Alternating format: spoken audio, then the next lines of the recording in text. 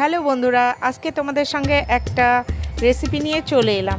তো তনা সাহা ব্লগে তোমাদের সকলকে স্বাগত। তোমরা নিশ্চয়ই ভালো আছো, সুস্থ আছো। আমরাও আজকে মোটামুটি ভালো আছি। তো এটা টক আমটাকে মিষ্টি আমের একটা আচার বানাবো, সেটা তোমাদের সঙ্গে আজকে শেয়ার করছি। তো তোমরা ফুল ভিডিওটা দেখে নাও।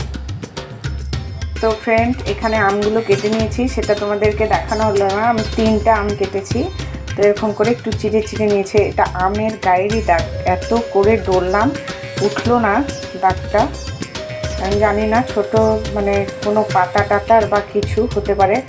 এত করে ডললাম, ডলে ডলে ডলে ডলে তোলার চেষ্টা করলাম, আমের গায়ের দাগটা উঠলো না।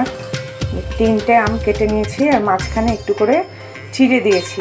তো এটাতে নুন হলুদ মাখিয়ে রাখবো। আম ভাজা করব, আম ভাজাটায় মিষ্টি আম করব। আমটা ভাজা হয়ে গেলে মশলা দিয়ে চিনি শিরা করে করব। কি করে করব তোমরা দেখতে থাকো, অবশ্যই তোমাদের সঙ্গে শেয়ার করব ভিডিওটা।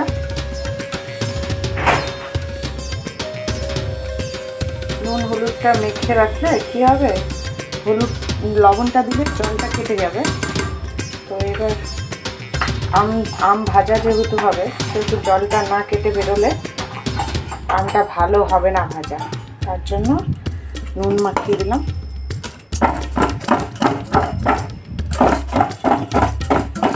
চলো এরকম করে নিয়ে হাত দিয়ে মেখে নিচ্ছি।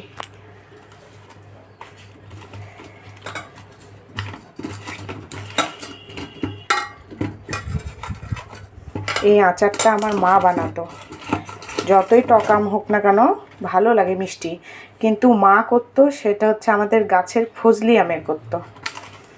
ফজলি আমটার হয় কি, টকটা কম।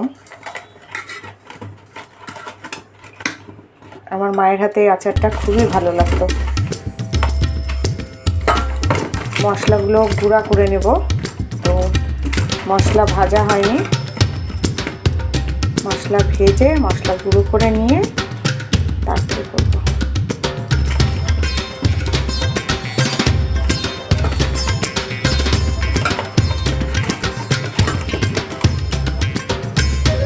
কড়াইয়ের মধ্যে তেল দিয়ে দিয়েছি, দেখতেই পাচ্ছ। তেলটা একটু গরম হবে, আমগুলো ভাজবো। ও বাবা, ও বাবা, হয়তো জল ছিল। এই দেখো বন্ধুরা, আমটা মেখে রেখেছিলাম, তো লাইটটা দিয়ে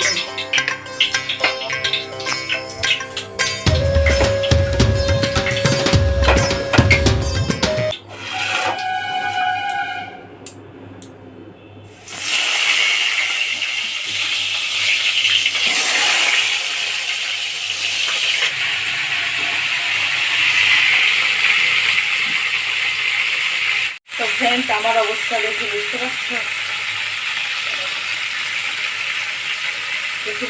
কিনা জানি না। ঘুমে ঘুমে স্নান হয়ে গেছে, একদম স্নান হয়ে গেছে। এতটাই গরম, কিছুই ভালো লাগছে না। তো কালকে যেহেতু শনিবার আমটা ভাজবো না, ওই জন্য আজকে আমটা ভাজছি। ফাইনালি কালকে আমটাকে ঠিকঠাক করে বয়ামে তুলবো, সেটা অবশ্যই তোমাদের সঙ্গে শেয়ার করবো। এদিকে গুঁড়ো মশলা হয়ে গেছে, এদিকে চিনি শিরার মধ্যে আমটাকে চিনি শিরা করবো, সেটাও তোমাদের সঙ্গে শেয়ার করব। তো চলো আমটা আগে সম্পূর্ণ ভেজে নিই।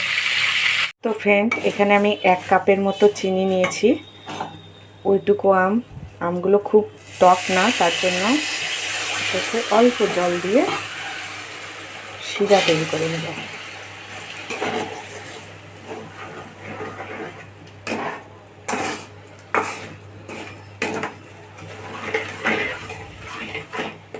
শিরাটা তৈরি হয়ে গেলে আমগুলো দিব, দিয়ে নেড়ে চেড়ে রেখে দেবো। যখন ঠান্ডা হবে তারপরে মশলার গুঁড়োটা উপর থেকে ছড়িয়ে দেবো, দিয়ে 1 দিন 2 দিন খোলা রেখে দেবো। খোলা বলতে মানে কোনো জারের মধ্যে তুলবো না, মানে 2-1 দিন এমনি রাখবো।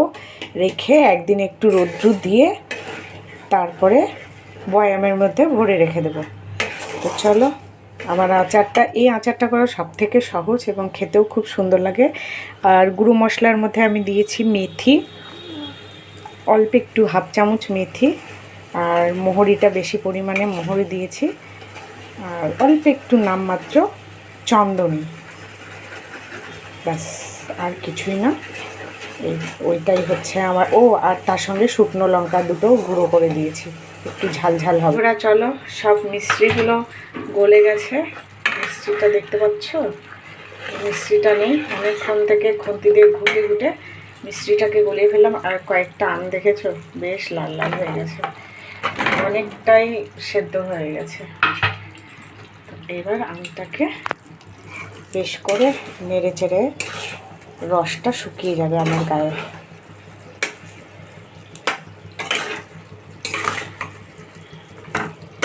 এই আচারটা খেতে আমার ভীষণই ভালো লাগে, আমার মা বানাতো।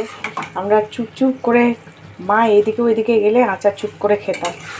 আর মা বকতো, হ্যাঁ যে সেই গা হাত পায়ে নাড়তে হয় না, আচারের নিয়ম আছে, এইরকম করতো। সত্যি বন্ধুরা, আচারের নিয়ম আছে, আচারকে মেনে চললে আচার দীর্ঘদিন রাখো, আচার নষ্ট হয় না। আর আচারের নিয়ম না করতে গেলে আচারে ছাতা পড়ে যায়, আচার নষ্ট হয়ে যায়। তো হয়ে গেল। এবারে এই রসটা এদের মধ্যে ফুটুক, ফুটতে ফুটতে চলো পরে তোমাদেরকে ফাইনালটা দেখিয়ে দিচ্ছি। মশলা দিয়ে তো অবশ্যই দেখাবো। সঙ্গে থাকো, সাথে থাকো, দেখতে থাকো। জানি না আমার এই আচারের রেসিপিটা কেমন লাগলো। যদি তোমাদের ভালো লাগে অবশ্যই লাইক, কমেন্ট, শেয়ার, সাবস্ক্রাইব করে আমার পাশে থাকো, কেউ স্কিপ করে গিয়ে না। তো ফ্রেন্ড, এই দেখো ফাইনাল লুক। আচারে মিষ্টি আচার বানানোটা হয়ে গেল। এখন আমার দেওয়ার আছে মশলার গুঁড়ো। তো একটু ঠান্ডা হবে, তারপর গুঁড়োটা দেব। তাহলে হবে কি, এই গরমে না মানে মশলার গুঁড়োর গন্ধটা অনেকটা খেয়ে যায়। একটু ঠান্ডা হয়ে দিতে গেলে গন্ধটা থেকে যাবে। এটা ঢেকে এই অবস্থায় রেখে দেবো আজকে সারাটা দিন, মানে সারাটা দিন রাত্রি যাবে। কালকে এইটাকে তুলবো বয়ামের মধ্যে। এইটাকে তুলতে হবে, প্লাস তেল দিতে হবে। তো চলো আজকের মতো এই পর্যন্তই। ফাইনাল লুকটা অবশ্যই তোমাদের দেখিয়ে দেবো। তো বাই বাই।